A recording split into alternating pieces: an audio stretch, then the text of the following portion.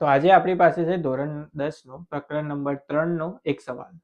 તો સવાલ કંઈક આવો આપેલો છે કે 2x + 3y = 11 અને x - 2y = -12 નો ઉકેલ શોધો અને એવો k શોધો કે જેથી y = kx + 9 થાય.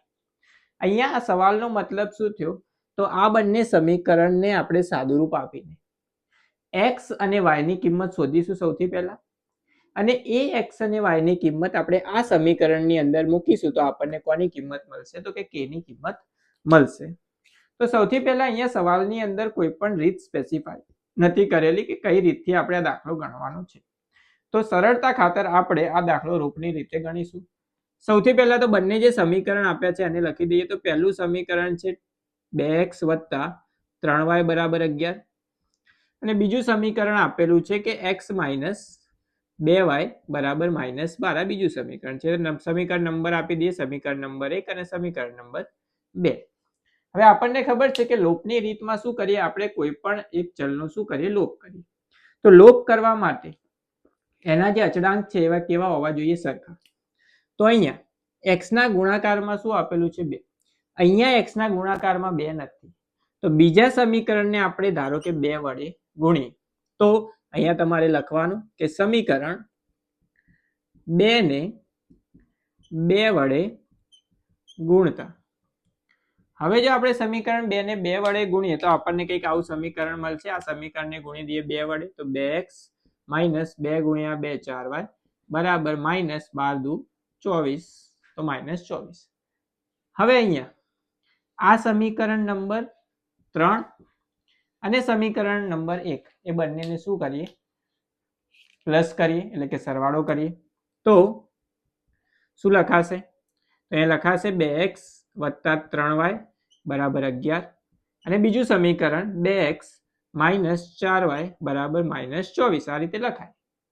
હવે અહીંયા જુઓ કે બંને 2x અને 2x એ બંને શું થઈ જાય? 4x થઈ જાય. પણ આપણે તો x નો શું કરવાનો? લોપ. તો લોપ કરવો હોય તો બીજા સમીકરણની નિશાનીઓ બદલવાની. તો અહીંયા પ્લસ હોય તો શું આવશે? માઇનસ. અહીંયા માઇનસ હોય તો શું આવશે? પ્લસ. અહીંયા માઇનસ હતું તો શું આવશે? પ્લસ. તો +2x - 2x શું થઈ જાય? કેન્સલ.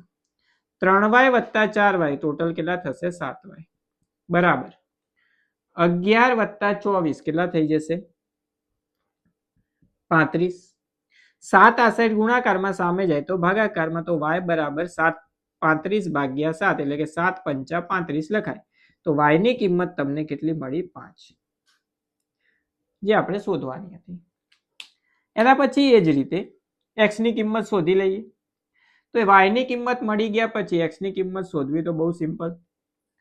y ની જે કિંમત હોય એ બંને સમીકરણમાંથી કોઈ પણ એક સમીકરણમાં મૂકી દેવાની. તો અહીંયા આપણે પહેલા સમીકરણમાં 2x + 3y = 11 એની અંદર y ની જગ્યાએ શું મૂકી દઈએ? 5 મૂકી દઈએ. તો 2x + 3 × y ની જગ્યાએ શું આવશે? 5 = 11 લખાય. તો 2x + 5 * 15 = 11. આ સાઈડ +15 સામે જાય તો -15 તો 2x = 11 - 15. 11 - 15 કરશો તો જવાબ મળશે -4. 2 આ સાઈડ ગુણાકારમાં સામે જાય તો ભાગાકારમાં, તો x = -4/2. તો x ની કિંમત તમને મળશે -2. x મળી ગયો, y મળી ગયો. એનો ઉપયોગ કરી તમને શું શોધવાનું કીધું છે? તો કે k. તો k ની કિંમત માટે શું કરવાનું? તો આ સમીકરણની અંદર x અને y ની જો આપણે કિંમત મૂકીએ તો y ની જગ્યાએ શું આવશે? તો y ની જગ્યાએ આવશે 5 બરાબર k m/n.